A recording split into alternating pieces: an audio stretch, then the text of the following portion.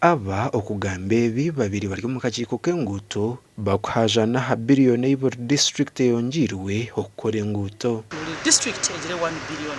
So ejje tuhana amagezi turebe esente zo twazikozesa tuta na munonga ntwendango abantu bitu bazifiringe barebe ngo real sente ziyoni zizya ground ziyoni zikora. Ibanda ne muhaza district ezitwire neziteganisibwa enguuto mbi ahabwa sente za road fund zitarukumara betu bwa nyuma yo kongerwa biliyoni emwe hatabebembeze nibareba ngo hariho amasiko. Enguuto zitu niziza kubaje kandi n'abantu bitu nibaza kufuna service delivery bani batwara ebintu byabo nk'ebihingwa nenga na market neza kubane barakukira na munonga those feeder roads nazo nizakora ki nazo nizakorwa. Umuvugi wa boda boda yaba nakutwara 15 mu ruguto ruri munonga uruguto ko kuja rwabonera usanga yakwonke 13 ningi 25 kandi cha pichichonka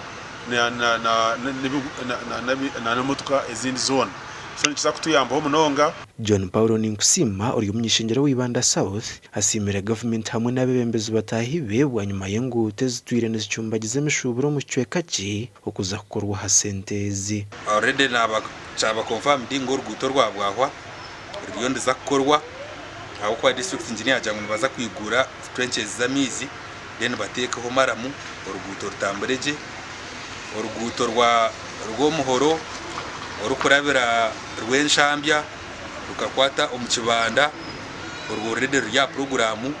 If we put our heads and hands together, we shall make Ibanda shine even more. Gasha kwa Timothy Mushabe.